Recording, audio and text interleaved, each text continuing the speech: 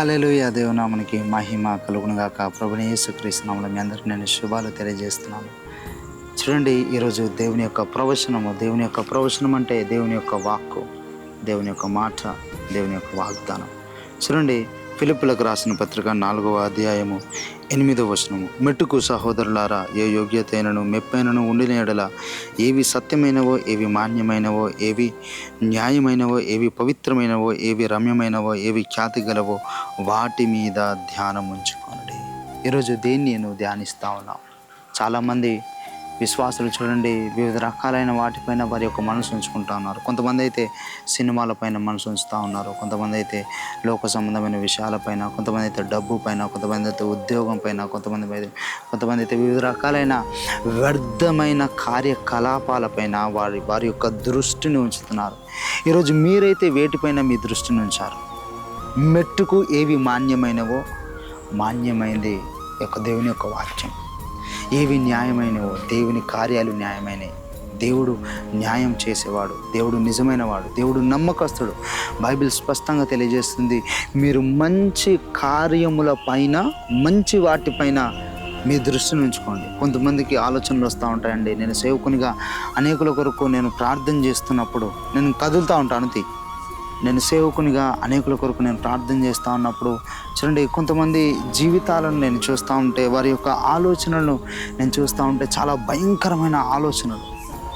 నిజంగా అండి, ఎలాంటి ఆలోచనలు అంటే, ఒకవేళ వారి హృదయంలో వచ్చే తలంపులు కనుక వారి కుటుంబ సభ్యులతో కనుక చెప్పినట్టయితే నిజంగా కుటుంబంలో భయంకరమైన పరిస్థితులు ఉంటాయి. ఈరోజు ఒక మనుష్యుని యొక్క హృదయము భయంకరమైన భ్రష్టత్వంతో నింపబడి ఉన్నది.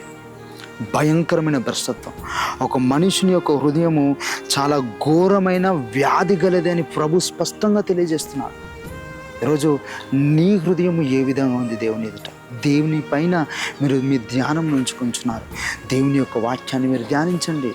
ఉదయకాలం లేవగానే ఈ వాగ్దానాలను వీక్షించి, ఈ వాగ్దానంలో దేవుడు ఈ యొక్క ప్రవచన వాక్కు ద్వారా నీతో మాట్లాడుతున్నాడు. ఈ ప్రవచన వాక్కును ఎత్తిపట్టి దీని కొరకు ప్రార్థించండి.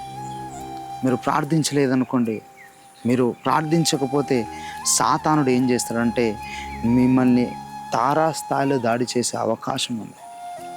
చూడండి, ఎవరైతే మంచి వాటిపైన, మంచి ఉద్దేశములు, మంచి ఆలోచనలు మనసులో కనుక లేకపోతే చాలా భయంకరమైన పరిస్థితులు ఎదుర్కోవాల్సిన అవసరం ఎంతైనా ఉంటుంది.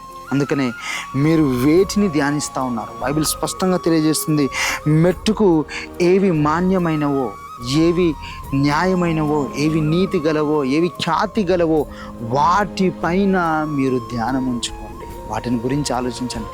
నిజంగా ఈ వాక్యంలో ఎన్నో దేవుడు చేసిన గొప్ప కార్యాలు ఉన్నాయి. వీటిపైన ఈ యొక్క వాక్యాన్ని ధ్యానించండి. ఎప్పుడో చూసిన సినిమాలను ధ్యానించడం కాదు, లేదంటే నీకున్న డబ్బుని ధ్యానించడం కాదు, నీకున్న ఆస్తి పాస్తుల్ని ధ్యానించడం, భార్య అయితే భర్త గురించి, భర్త అయితే భార్య గురించి ధ్యానించడం కాదు, దేవుని గురించి ధ్యానించండి. అప్పుడు మీ హృదయం చుట్టూ, మీ యొక్క తలంపుల చుట్టూ ప్రభు తన యొక్క అగ్ని కంచెను ఉంచుతాడు. దేవుడి యొక్క ప్రవచన వాక్కు ద్వారా మీతో మాట్లాడాడు. అయితే ఎంతమందితో ప్రభు మీతో మాట్లాడాడో దయచేసి మీరు కామెంట్ సెక్షన్లో తెలియజేయండి. దేవుడు మిమ్మల్ని దీవించును గాక. God bless you.